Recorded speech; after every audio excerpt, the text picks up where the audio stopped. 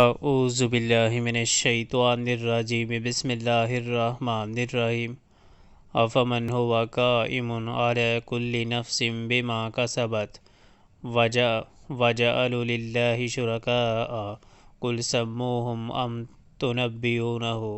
تنبئونہ بما لا يعلم فی الارض ام بظاہر من القول بل زین للذین کفروا مکرهم وصدوا عن سبیلی ومن یضلل اللہ فما له من ہاد۔ پھر کیا وہ ایک متنفس کی کمائی پر نظر رکھتا ہے، اس کے مقابلے میں جسارتیں کی جا رہی ہیں کہ لوگوں نے اس کے کچھ شریک ٹھہرا رکھے ہیں۔